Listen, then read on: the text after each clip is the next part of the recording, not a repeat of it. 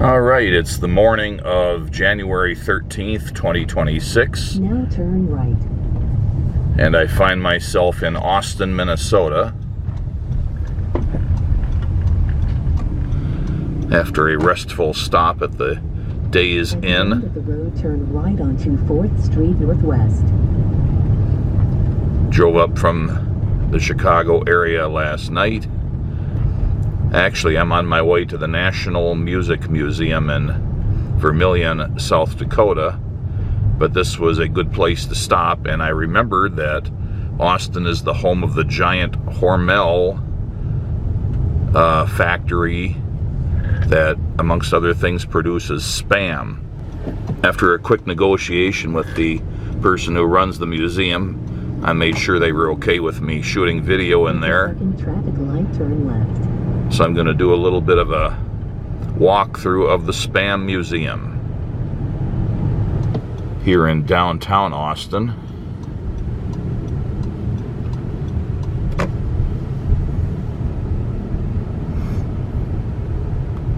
Has me going around the block. Turn right and then turn right on. I think that's because there's the parking lot is back here.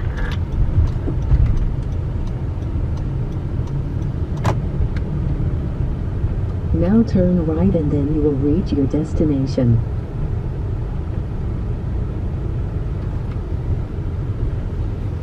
And there it is, the Spam Museum. Lots of people here already, surprisingly.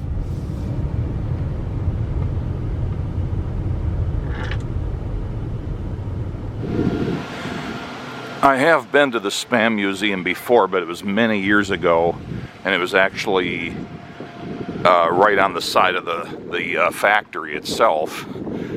And now it's in this separate location. I don't know if it's actually any bigger than it was or just relocated to a nicer area, but it's here.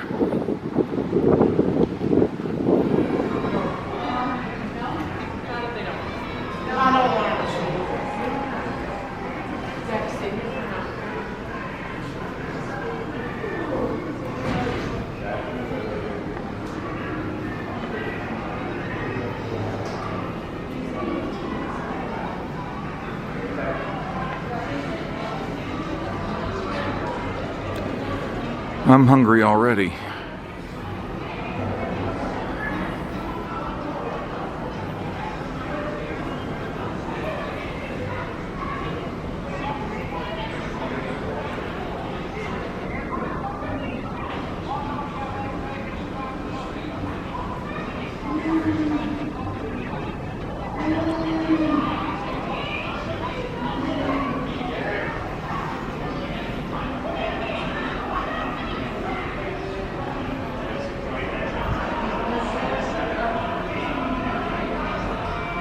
Well, there's no particular order to the displays.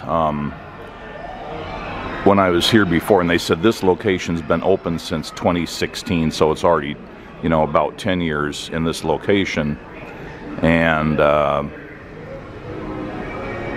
I do remember that the old museum had more of a kind of lead you around in a zigzagging trail, starting with the history and other things. This is a little bit more of a free-form visit. You can just sort of go at your own pace and wander around until you've seen everything. One thing I remember about this museum is it has a great sense of humor. The Hormel Corporation is proud of their brand, but they also see the humor in it, so that's infusing this whole place. Here's a display of musical instruments that use Spam cans in one way or another. The Spam canstruments.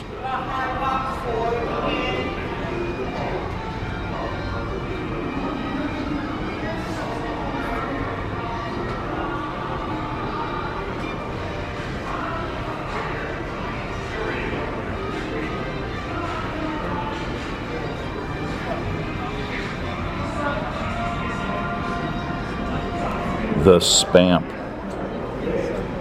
Fried, grilled, chilled. The world's first bacon-fueled motorcycle.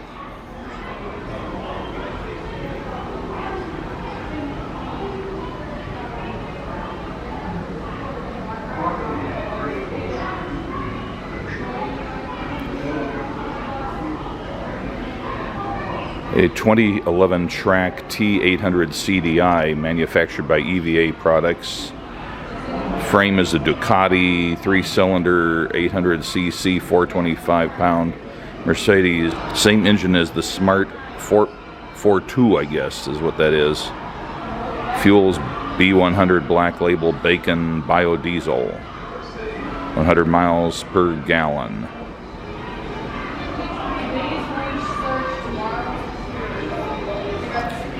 Here we have the Spam Catapult, a scientific instrument created to assist in studying aerodynamic principles of Spam meat products. There is nothing quite so majestic as a cube of Spam Classic arching through the skies on its way to knocking down a pyramid of empty Spam brand cans.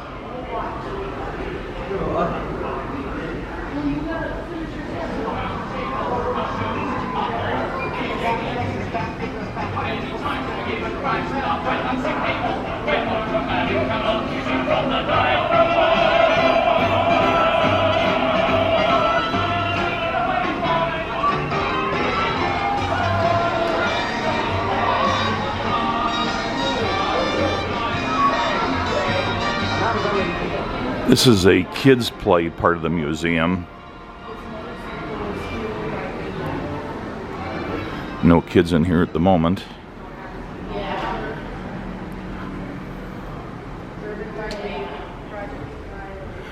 Miniature kitchen, how about that? With old-fashioned styled mini appliances.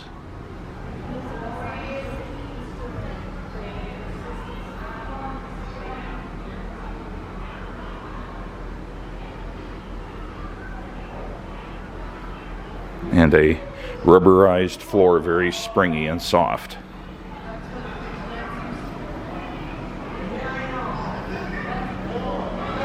The Sir Canalot character and his steed, a fire-breathing iguana.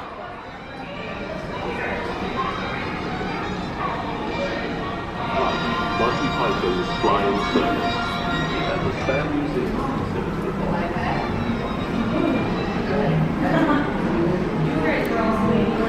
This is a how it's made. Pork with ham, 2 cuts from the same piggy. Pork shoulder is used for its juiciness and tenderness. Salt is added, sodium chloride. Then some water, otherwise known as H2O. You may be familiar with it. Some potato starch. A starch extracted from, you guessed it, potatoes. Helps keep moisture inside the meat where it belongs. Some sugar. Real deal, not that fake syrup found in other foods. Makes it a little more savory. And some sodium nitrate. Small amounts are found in delicious meats like hot dogs, salami, pepperoni, and bacon. Helps preserve the pink color of the meats. And that's probably about all that's in it. I get a chance to make some sort of Spam. Push the button to start the timer. Grab a can. Put a lid on it. Cook it in the oven.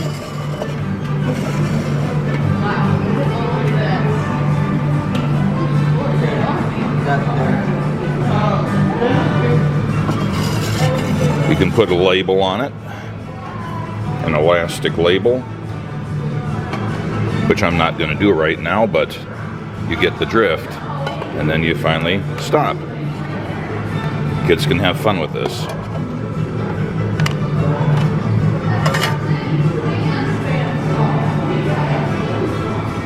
There are several stations for doing this same thing. The one thing that's missing, and I missed it, was to actually put the Spam in the can. little pouches of sand or something. Looks kind of like Spam. There are many different varieties of Spam. You've got your classic Spam, of course, that most of us are familiar with. You've got Spam Light, less fat, less sodium, fewer calories than Spam Classics. The Teriyaki, the Bacon, the 25% less sodium version, the Hickory Smoke, the version made with turkey, the hot and spicy, maple flavored, tocino seasoning, jalapeno seasoning, and the Korean barbecued flavor version. I think there were more versions than that. When I was here last, they had a huge display with some ones that were mostly found in the Far East and not just the Korean ones, but so I think there may be more than that. We've supported our troops through every major conflict. In the Korean War, 1950 to 1953, Hormel Foods continued its tradition of honoring military service during the Korean War. Once again, military leave was granted freely to the hundreds of employees called to duty with the promise of awaiting job upon their return. The Vietnam War, 1955 to 1975, the Persian Gulf War, 1990-91. Since Hormel Foods was founded 1898 during the 10-week Spanish-American War, a mere 7 years after the company's founding, George A. Hormel promised full benefits and a job upon return to the 3 employees who enlisted with Company G of the Minnesota National Guard. They were present with Spam in World War I. I think they were in World War II as well, but I don't necessarily see that mentioned here. It's like there's a missing panel. Oh, it's just out of order. 1942, World War II brings a momentum of change.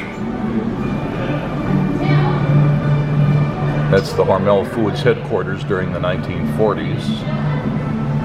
It became a war facility in the early days of 1942, not long after the Japanese bombed Pearl Harbor. During World War II, 1,961 Hormel Foods employees went off to serve, with written promises, your old job will be here for you when you return.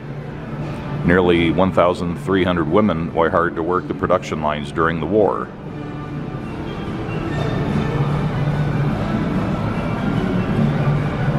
Tin and sugar, necessary elements in canning operations, were strictly limited during the war. Dinty Moore beef stew, chili con carne, canned ham, corned beef hash, canned chicken, and many other Hormel products could no longer be produced for domestic consumption. Rubber, too, was restricted, affecting the ability of the sales teams at Hormel Foods to sell and deliver the product. By 1944, more than 90% of canned foods produced by Hormel were destined for Uncle Sam's operations. Rations changed, but U.S. soldiers still eat Spam luncheon meat and other Hormel Foods products.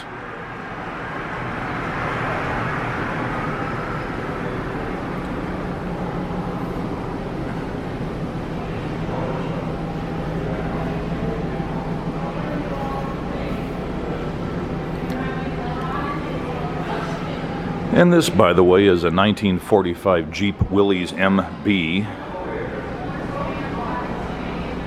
A little hard to get the view with the glare, but there it is.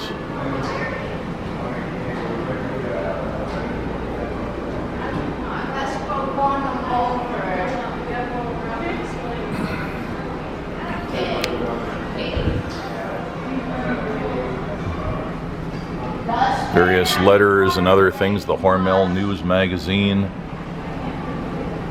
Slammin' Spammy.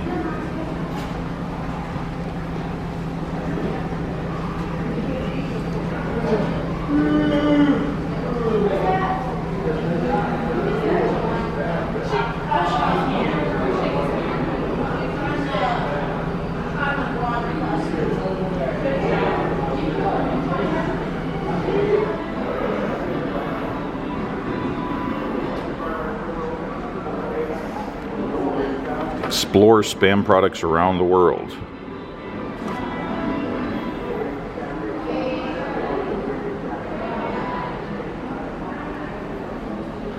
Let's see what we have in the South Pacific here.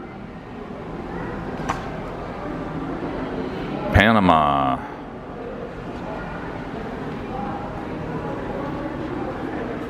Let's see, Japan. Spam brand was introduced to Okinawa during World War II. However, it didn't reach mainland Japan until the early 2000s, almost 60 years later.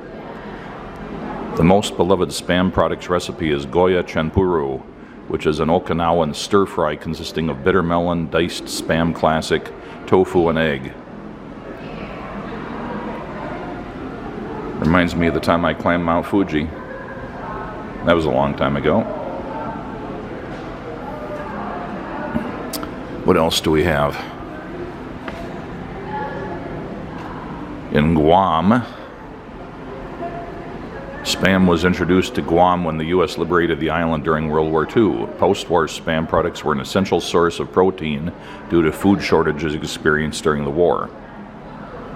On an annual basis, Guam consumes the most spam products per capita in the world, 16 cans per person. The spam brand was introduced to the Filipino people during World War II. Today, the Philippines is the #1 export market for spam products around the world. The spam brand was introduced in China in 2009.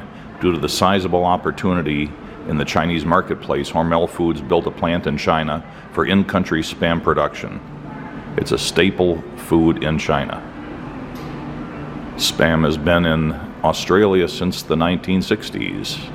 Spam in Colombia, introduced in 2012 after the 2012 trade promotion agreement between the United States and Colombia.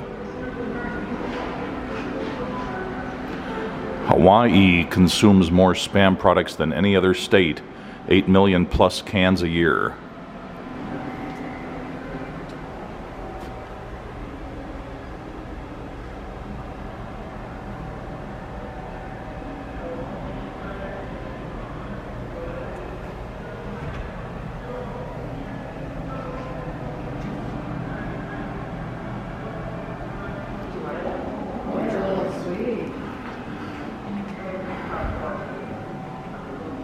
All sorts of different ways of eating spam around the world.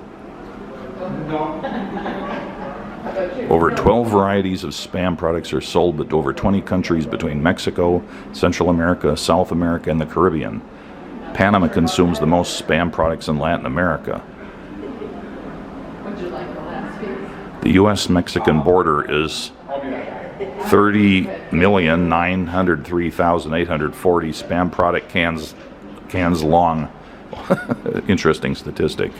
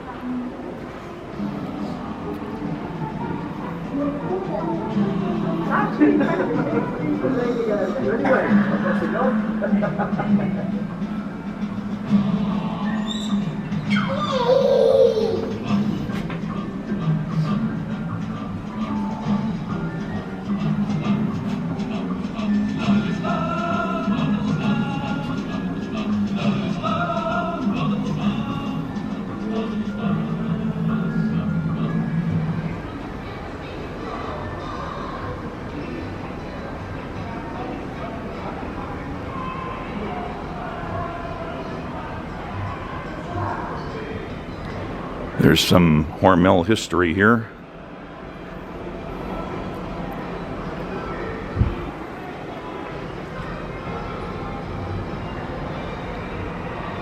J.C. Hormel in 1894, George Hormel and Samuel Doak Catherwood. George Hormel, Lillian Bell Gleason Hormel, the Hormel brothers, the Hormel sisters, Mrs. John G. Hormel, 1890, John G. Hormel in 1896, the Hormel plant exterior in 1901, the Hormel plant interior in 1896,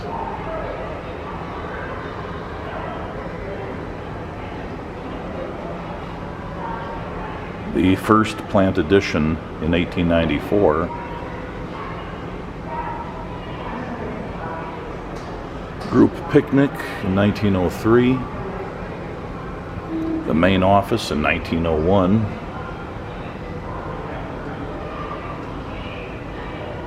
the main office in 1901,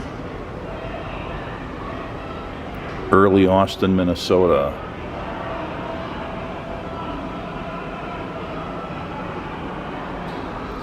Son of German-born tanner John G. Hormel and nephew of the packing house retailer Jacob Decker, George A. Hormel seemed destined for the meat industry.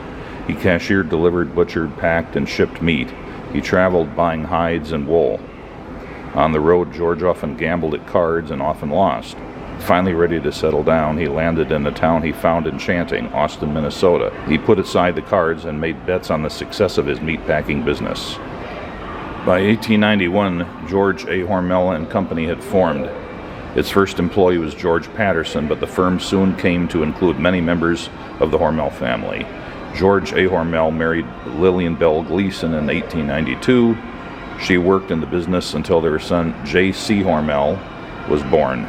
George A. Hormel's father, John, moved to Austin to lend a hand, as did George's brothers Ben, Herman, John, and William.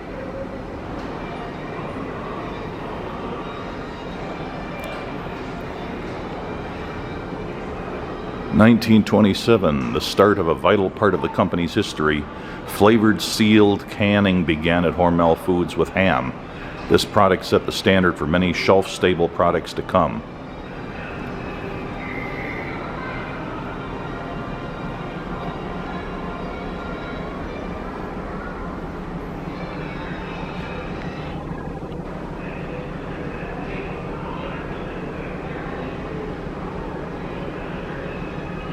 And of course, Dinty Moore, another popular brand of Hormel,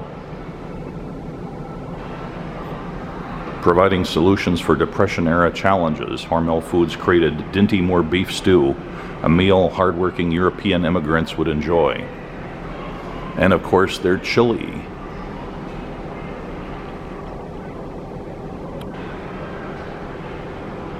Still made today.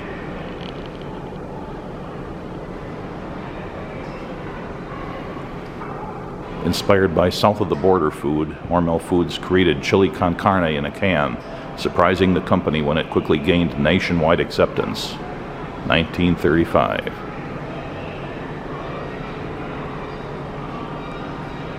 The original Spam brand can utilized a key opening system that was used for more than 50 years.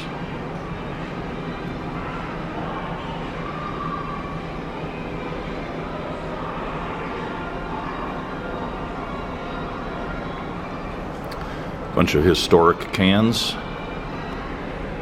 1936, 1937, 1941,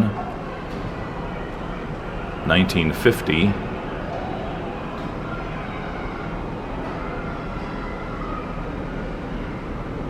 1982 with the opening key on the side, 1987, 1997, and a couple of special edition cans.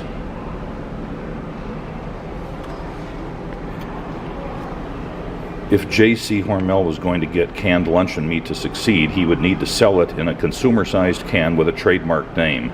At the time, 12-ounce can size was considered the right size to feed a family of 5 for dinner. A rectangular can was selected for the shape so that the meat could be cut easily and fit on a slice of bread. Since no such can existed, a rectangular corn oil can was cut down to size and used for the first trial run. The meat was cooked inside the can to create a self-stable product, and with that, a meat legend was born.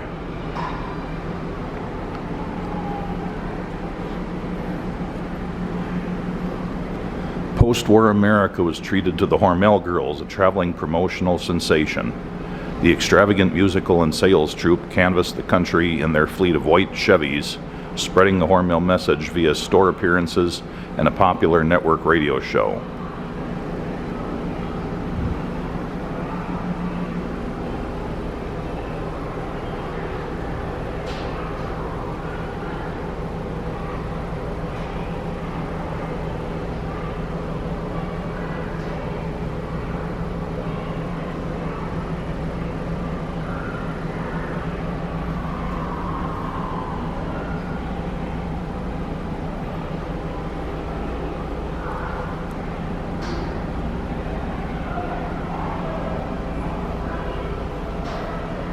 There's their fleet of white Chevys.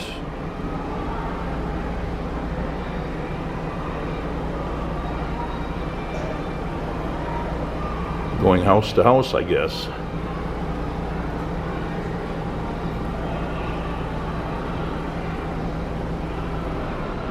World War II. At no time in its history has Hormel Foods been more involved in and committed to its country's war efforts than during the Second World War.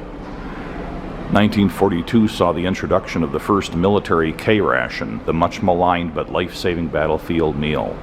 Hormel Foods provided the ingredients for these rations, which included pork with apple flakes and carrots, veal loaf, chopped pork and egg yolks, and ham and eggs. Yet a mere 4 years after they were introduced, Spam products soon became synonymous with military cuisine. Unfortunately, the government ordered as much generic luncheon meat during World War II as authentic Spam products, and the good old Spam brand was confused for its lesser likenesses. A letter from Dwight D. Eisenhower to Hormel Foods to mark the company's 75th anniversary comments on the company's products that were eaten daily by American GIs. I ate my share of Spam along with the millions of soldiers. I'll even confess to a few unkind remarks about it. As former Commander-in-Chief, I officially forgive you of your only sin, sending us so much of it. Dwight D. Eisenhower. However, as an anonymous U.S. Marines lieutenant on leave from the South Pacific remarked, you never fully realize how delicious and good Spam really is until you taste it out here in the bottom of a foxhole.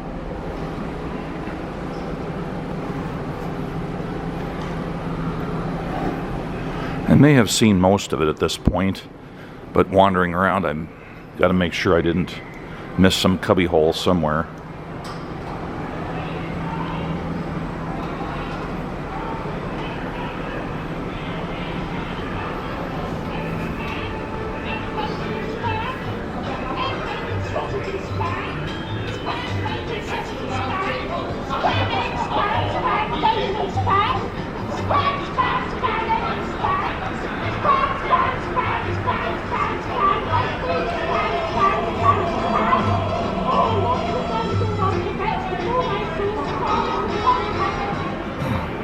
Yeah, the only part I haven't seen so far is the Spam shop.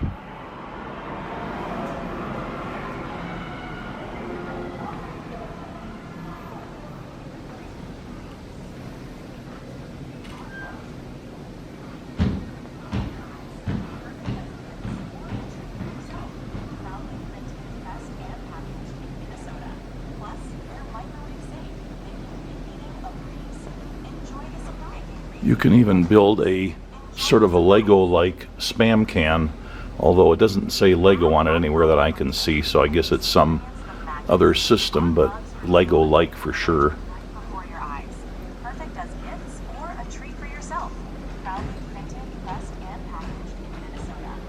Spam oven mitts. Ooh, I like those.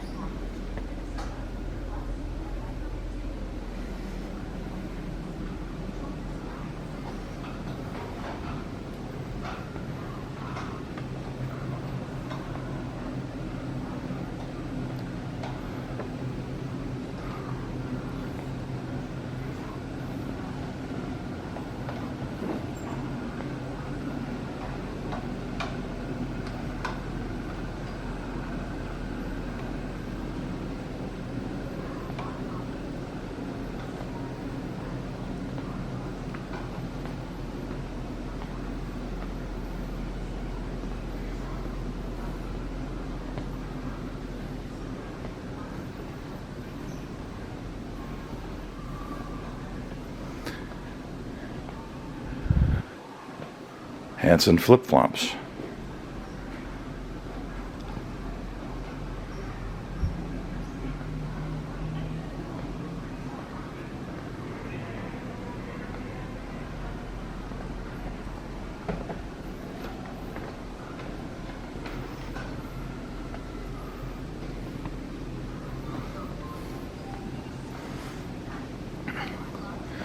So you've got your Spam edibles here, the single slices in little peel open bags, teriyaki, turkey, light, hot and spicy,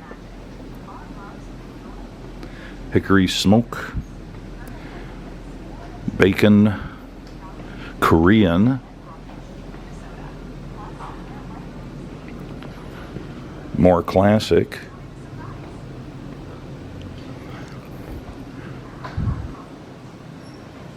the Korean version, the Lilo and Stitch version of Spam Classic,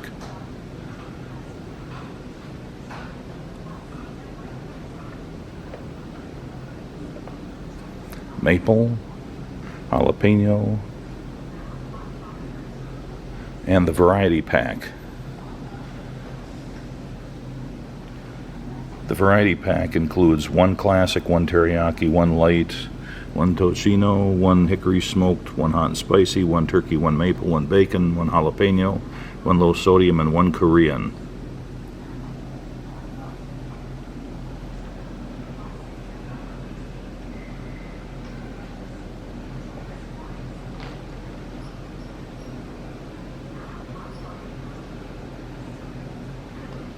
All right, leaving the Spam Museum. I've been here for about an hour and 45 minutes. And it's a great visit.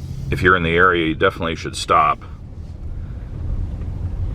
If you just come to the museum and you go through at a leisurely pace and look at every display, you know, don't rush through, but just take your time, you should allocate a good hour to do it.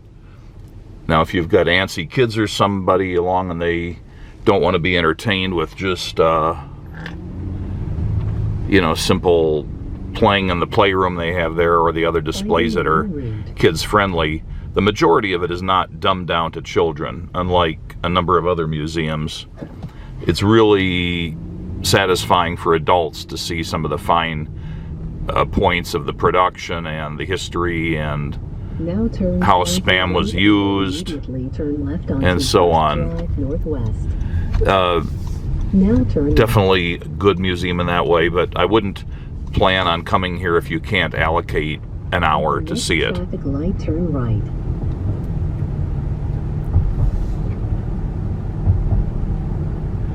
And I got a little meal while I was there because a friendly lady was walking around with a tray of fried, I guess, or at least microwaved, heated up, certainly, little cubes of various kinds of Spam speared with little pretzel sticks.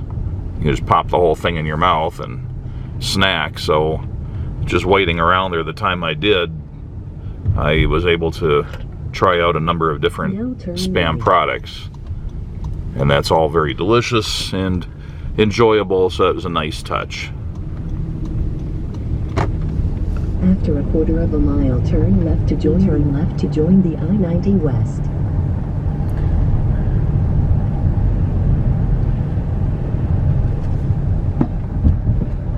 Oh, I see how they did that. Left to join the highway. It's one of those new style interchanges. I totally missed out on how the road was going to go.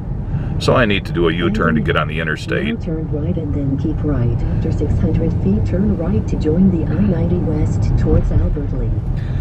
So I finally got sorted out with that. The highway.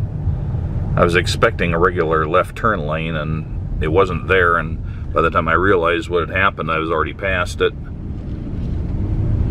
So merging onto I-90 westbound, heading towards Albert Lee, and then South Dakota.